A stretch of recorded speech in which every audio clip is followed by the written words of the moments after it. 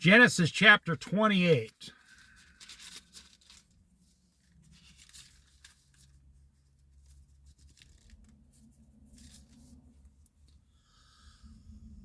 So Isaac called for Jacob and blessed him. Then he commanded him, "Do not marry a Canaanite woman. Go at once to Padan Aram, to the house of your mother's father Bethuel. Take a wife for yourself there among the daughters of Laban, your mother's brother. May God Almighty bless you and make you fruitful and increase your numbers until you become a community of peoples.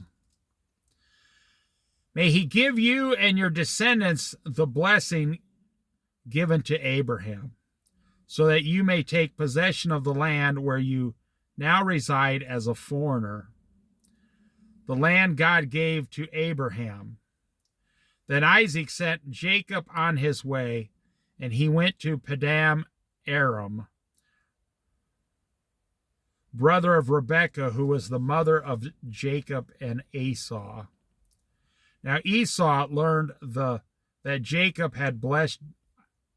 Isaac had blessed Jacob and had sent him to Padan Aram to take a wife from there, and that when he blessed him, he commanded him, "Do not marry a Canaanite woman." And that Jacob had obeyed his father and mother and had gone to Padan Aram. Esau then realized how displeasing the Canaanite women were to his father Isaac. So he went to Ishmael and married Mahtlath, the sister of Naoth, the daughter of Ishmael, son of Abraham, in addition to the wives he already had. So he went out, the bad brother went out and married a woman just to despise his parents. Okay. Jacob left Beersheba and set out for Haran. When he reached a certain place, he stopped for the night because the sun had set. Taking one of the stones there, he put it under his head and lay down to sleep. He had a dream in which he saw a stairway resting on the earth with its top reaching to heaven. This is how we get Stairway to Heaven. And the angels of God were ascending and descending on it, on the stairway. There above it stood the Lord, and the Lord said, "I am the Lord, the God of your father Abraham and the God of Isaac. I will give you and your descendants the land on which you are laying down on. Your descendants will be like the dust of the earth, and you will spread out to the west and to the east, and to the north and to the south. All peoples on earth will be blessed through you and your offspring." You have to understand that's what's going to happen during the 1,000-year reign of Christ. "I am with you and will watch over you wherever you go, and I will bring you back to this land. I will not leave you until I have done what I have promised you." When Jacob awoke from his sleep, he thought, "Surely the Lord is in this place, and I was not aware of it." He was afraid and said, "How awesome is this place! This is none other than the house of God. This is the gate of heaven." So they're saying that Israel is the gate of heaven. Early the next morning, Jacob you see, it doesn't matter really. The only thing that matters is that's the ground God chose. We did not make the rules. We did not choose the ground. This is the ground God himself chose at the beginning of the creation of heaven and earth. God looked over the whole earth and chose for himself a piece of land. Makes perfect sense. And one day, God the Son, Jesus Christ, is going to come down and live for 1,000 years on that land. And then after the 1,000 years, throw the devil back into the lake of burning sulfur. Well, just take him out for a short time.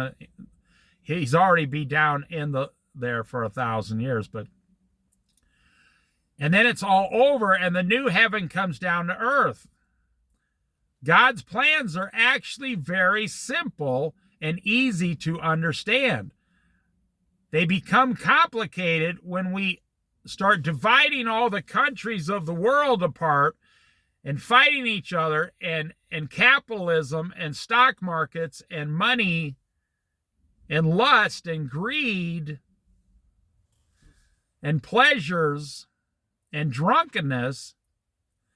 We don't understand the easy, simple plans that God has. He's going to do it. It's already being done right now.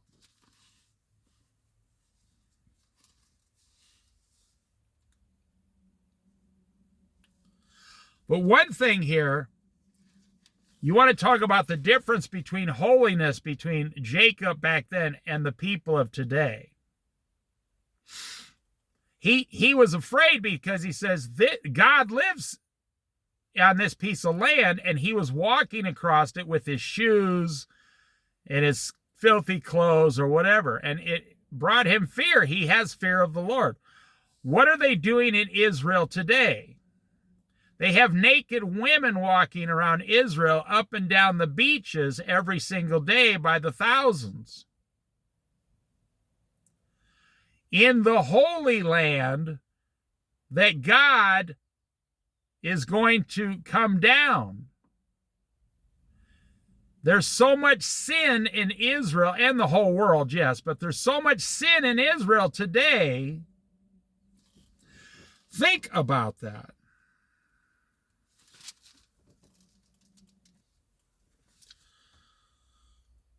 Verse 18, early the next morning, Jacob took the stone he had placed under his head and set it up as a pillar and poured oil on top of it. He called that place Bethel, though the city used to be called Luz. Then Jacob made a vow, saying, if God will be with me and will watch over me on this journey I am taking, and will give me food to eat and clothes to wear, so that I return safely to my father's household, then the Lord will be my God, and the stone that I have set up as a pillar will be God's house. And of all that you give me, I will give you a tenth. There's the 10% tithe right there. That's the end of chapter 28.